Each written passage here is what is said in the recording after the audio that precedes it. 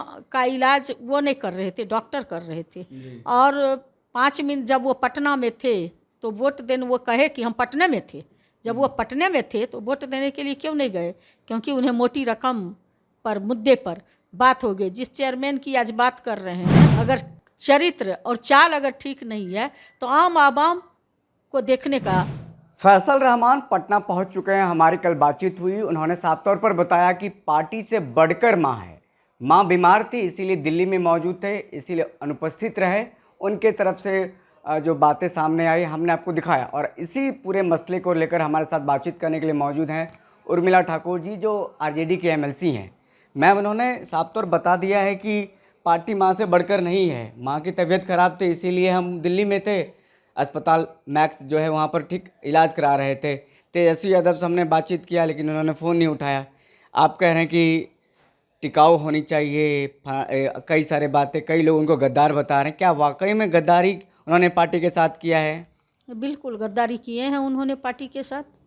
और रही बात माँ का कि माँ पार्टी से ऊपर होती है, लेकिन सार्वजनिक जीवन में जब आम आवाम की सुरक्षा के लिए कुर्बानी देने की बात होती है तो अपनों से बढ़ करके आम आवाम सार्वजनिक जीवन में होते हैं। अगर राजा होते हैं तो उनकी परिवार नहीं, पहली प्राथमिकता जनता होती है, जनता की सुरक्षा प्रदान करना।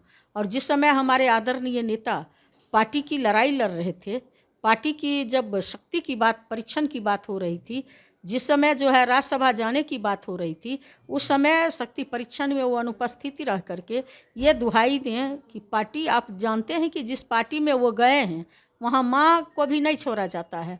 नरेंद्र मोदी जी, आपको याद होगी, नरेंद्र मोदी जी जब नोटबंदी लाए थे तो माँ को भी लाइन में खड़ा करा करके फ़ोटो खिंचवा रहे थे।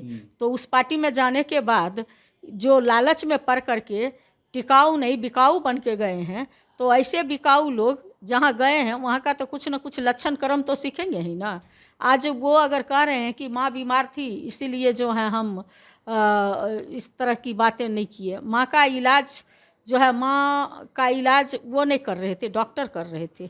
और 5 मिनट जब वो पटना में थे तो वोट देने वो कहे कि हम पटने में थे। जब वो पटने में थे तो वोट देने के लिए क्यों नहीं गए? क्योंकि उन्हें मोटी रकम पर मुद्दे पर बात हो गई। जिस चेयरमैन की आज बात कर रहे हैं, अगर हमारी सरकार बनती, सरकार के साथ जो बेईमानी करके इन लोगों ने सत्ता में आए हैं, बाबू तेजस्वी प्रसाद यादव जी बिहार के मुख्यमंत्री होते तो निश्चित रूप से फैसल साहब को भी मान सम्मान मिलता, उस चेयरमैन से बड़ी कुर्सी मिलती। लेकिन जब उन्होंने पार्टी की हाँ बड़ा ऑफर, तो ऐसे लालची लोगों को तो जनता ही जवाब देगी ना। कितना भी आप पोस्ट पे चले जाइए, अगर चरित्र और चाल अगर ठीक नहीं है तो आम आवाम को देखने का। दुर्योधन को भी लोग जानते हैं कि वीर थे। देखिए, दुर्योधन को भी जानते हैं वीर थे और अभिमन्यु को भी जानते हैं वीर थे, लेकिन देखने का नज़रिया अलग अलग होता है। खलनायक भी रोल करता है और एक हीरो भी रोल करता है, लेकिन हीरो को लोग अलग नज़रिया से देखता है और खलनायक को अलग नज़रिया से देखता है। तो उनकी जो गद्दारी है वो भले अपने आप को ढक लेंगे, लेकिन उनको देखने का आम आवाम का जो नज़रिया है, उनकी साख खत्म हो चुकी है। राजनीति में जो धब्बा उन्होंने लगाए, आने वाली पीढ़ी तक भी उनको माफ़ नहीं करने जा रही है। मैम, कल जो विधानसभा को लेकर के एक लेटर जारी हुआ, जो गैर सरकारी समिति है और जो संकल्प समिति, उनका जो अध्यक्ष बनाया गया है, वो कहा जा रहा है भाजपा के कोटे का था, जिसको फैसल रहमान साहब को दिया गया है। क्या भाजपा ने इसका इनाम दिया है कि वो अनुपस्थित रहे एडी सिंह को वोट ने के? आप क्या मानती हैं? एडी सिंह हमारे पहले से भी राज्यसभा सदस्य थे, ऐसी बात नहीं है कि बाहर से लाके थोपा गया। एडी सिंह हमारे राज्यसभा सदस्य थे, तो उनको पुनः बनाया गया कैंडिडेट, तो कौन सी बड़ी गलती की गई? और यही बात थी उनके मन में, किसी तरह की बात थी तो जब भी बैठक हुई तो उस बैठक में अपनी बातों को रखना चाहिए। नेता से मिल करके आपको अपनी बात को, कि आप क्या कहना चाहते हैं, मिलना चाहिए। और बाद में प्रलोभन में आकर के बिक गए, पार्टी के साथ गद्दारी किए। और अभी आप जो हैं बोल रहे हैं कि हमने फ़ोन किया, तेजस्वी जी से बात करने की कोशिश किए। आप एक लाइन में बोल दीजिए ना कि हमने पार्टी के साथ गद्दारी किया, जो हमें नहीं करना चाहिए था।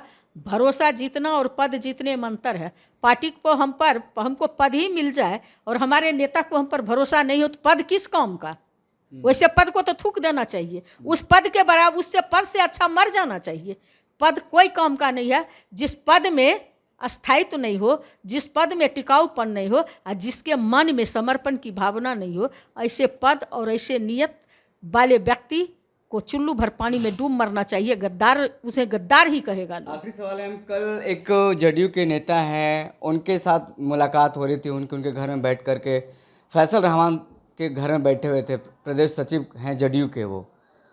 क्या ये पारिवारिक मीटिंग कहा जाए, क्योंकि जब आप सामाजिक कार्य में हैं, राजनीतिक में हैं, तो दूसरे दल के खासतौर पर सत्ता पक्ष से मुलाकात करते हो, सवाल कहीं ना कहीं उठता जरूर है। देखिए, ये किसी से मुलाकात होना कोई बड़ी बात नहीं है।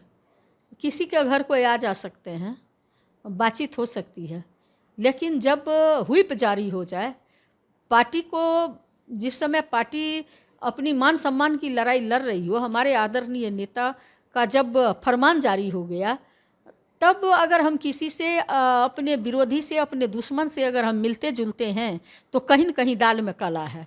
तो जब आप दाल में काला करके निकल ही गए, कोयला डाल करके, दूध में नींबू डाल करके जब आप निकल ही गए, तो आप किससे मिलेंगे किससे नहीं मिलेंगे कोई मायने नहीं रखता। नालंदा के नूरसराय आप लोग जा रही हैं, जहां पर एक महिला के साथ जिस तरीके से अभद्र व्यवहार किया गया, उनके अस्मत को लूटा गया, तो वहां पर क्या देखेंगी, क्या करने जा रही हैं मैम वहां पर?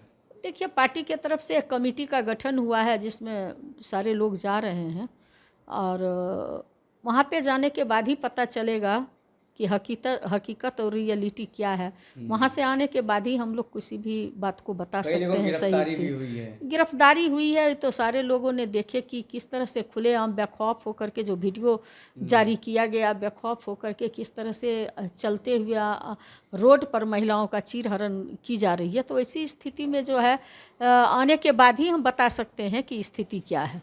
चलिए, बहुत शुक्रिया। हमारे साथ उर्मिला ठाकुर जी बात कर रहे थे, आरजेडी के एमएलसी हैं। तमाम सवालों का उन्होंने खुल करके जवाब दिया है। फिलहाल इस खबर में इतना ही, हमें दीजिए इजाज़त, फिर मिलते हैं किसी बड़ी खबर के साथ। तब तक के लिए बहुत बहुत शुक्रिया।